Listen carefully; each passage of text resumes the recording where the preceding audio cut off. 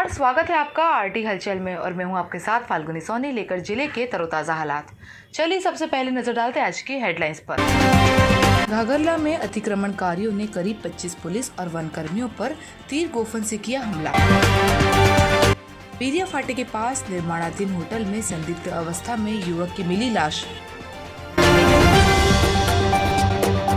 Collector ने दी जानकारी, 26 round में 10 नवंबर को होगी मतगणना। अखिल भारतीय विद्यार्थी परिषद ने ऑनलाइन पंजीयन शुरू करने की मांग को लेकर प्राचार्य को सौंपा ज्ञापन। और अब गतिविधियां विस्तार के साथ। जिले के ग्राम घाघरला में वन विभाग और पुलिस अधिकारियों कर्मचारियों पर अतिक्रमणकारियों ने हमला कर दिया। हमले में करीब 25 अधिकारी कर्मचारी घायल हुए। घायलों का उपचार सरकारी अस्पताल में चल रहा है। बुरहानपुर जिले के नेपानगर के ग्राम घाघरला में वन विभाग, पुलिस और प्रशासनिक अधिकारियों ने अतिक्रमणकारियों पर कार्रवाई की। जंगल काटकर अतिक्रमण में टपरे बना लिए थे। प्रशासन को लगातार सूचनाएं प्राप्त हो रही थी। प्रशासन कार्यवाही के लिए पहुंचा तो अतिक्रमणकारियों ने तीर गोफन से प्रशासनिक अधिकारियों पर हमला करना शुरू कर दिया।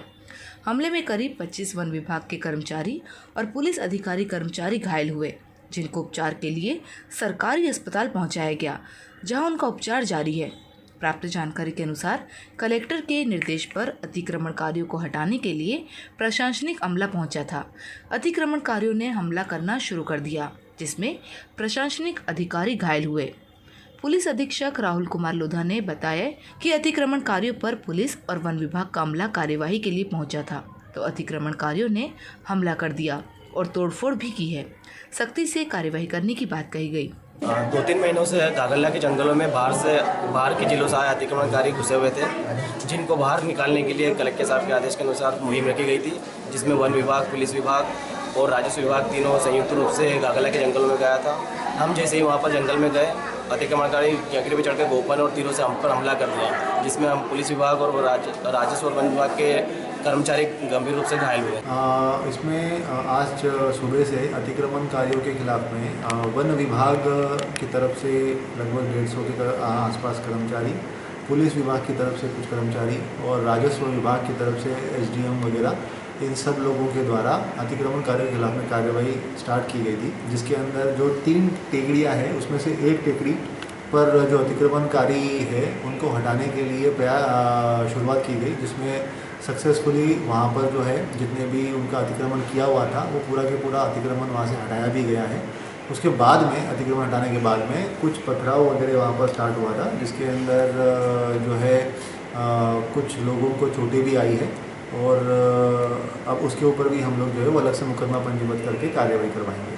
बाकी जो अतिक्रमण उनको हटाना था वहाँ पे एक टेकड़ी पर से अतिक्रमण जो है वो हटवाने के लिए हटवाया गया है। पुराने बेरियर फाटे के पास स्थित निर्माणाधीन होटल में संदिग्ध अवस्था में युवक की लाश मिली। शिकारपुरा थाना पुलिस ने मर्ग कायम कर जांच शुरू कर दी है। पुराने बेरियर फाटे के पास स्थित निर्माणाधीन होटल में संदिग्ध अवस्था में एक युवक की लाश मिली। लाश मिलने की सूचना लगते ही क्षेत्र में हड़कंप मच गया। होटल मालिक द्वारा पुलिस को सूचना दी गई। नगर पुलिस अधीक्षक और शिकारपुरा थाना पुलिस ने मौके पर पहुंचकर जांच शुरू कर दी है। प्राप्त जानकारी के अनुसार बेरियर फाटे के पास होटल का निर्माण किया जा रहा है, जहां पर कार्य करने वाले कर्मचारी की ही लाश होना बताया जा रहा है। पुलिस ने मर्ग कायम कर जांच शुरू कर दी है।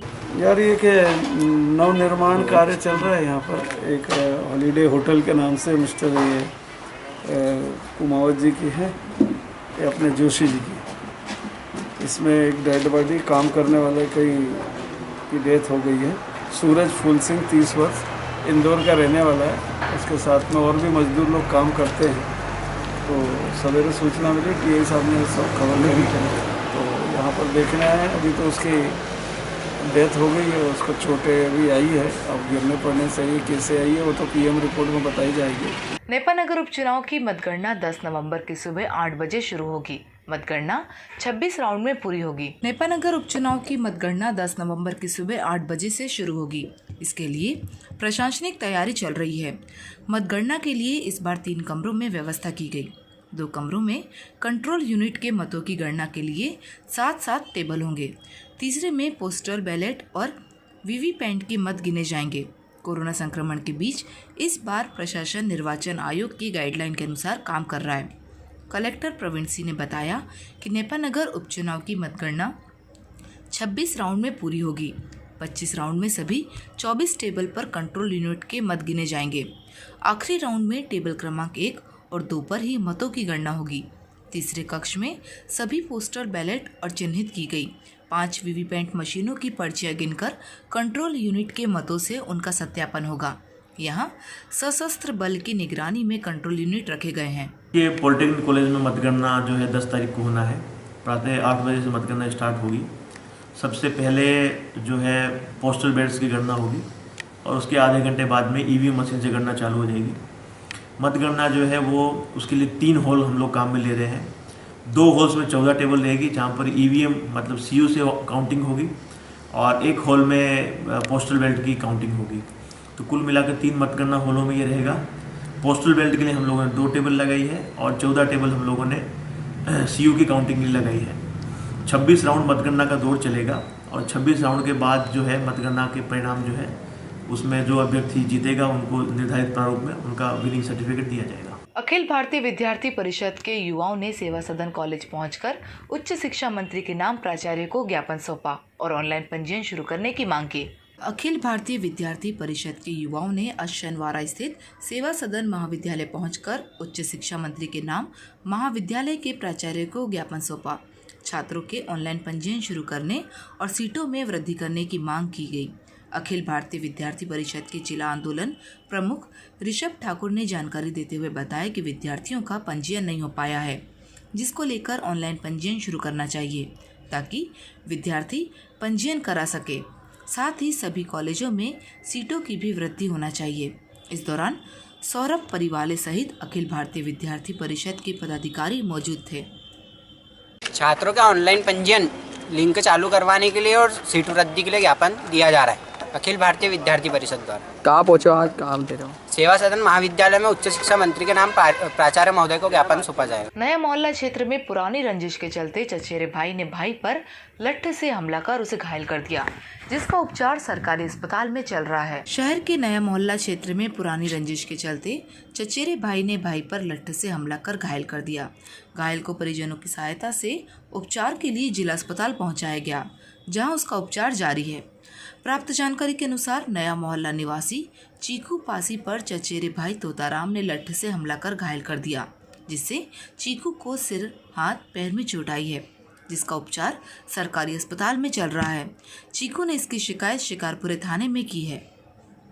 तोता पासी आके आया, सतवासा गोद भराई हुई थी और हमने आचर कूदे वो दारू पी के आया, लट्ठी मार सब्बल मारना चालू कर दिया। शाहपुर नगर में देशमुख बाड़े से डिंडी यात्रा निकाली गई, जो नगर भ्रमण करते हुए पुनः बाड़े में पहुंचकर समाप्त हुई, जहां पर पूजा अर्चना आरती के बाद प्रसादी का वितरण हुआ।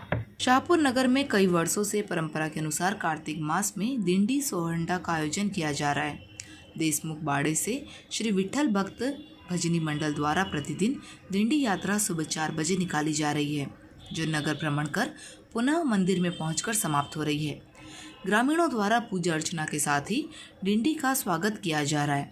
शाहपुर की समाज सेवी और वारकरी मंडल बुरहानपुर के जिला सचिव रमेश बाबूराव चोपड़े ने जानकारी देते हुए बताया कि प्रतिवर्ष अनुसार इस वर्ष भी डिंडी यात्रा निकाली जा रही है, जो सुबह निकलकर पुनः मंदिर पहुंचकर समाप्त हुई, जहां पर पूजा अर्चना के बाद प्रसादी का वितरण किया गया।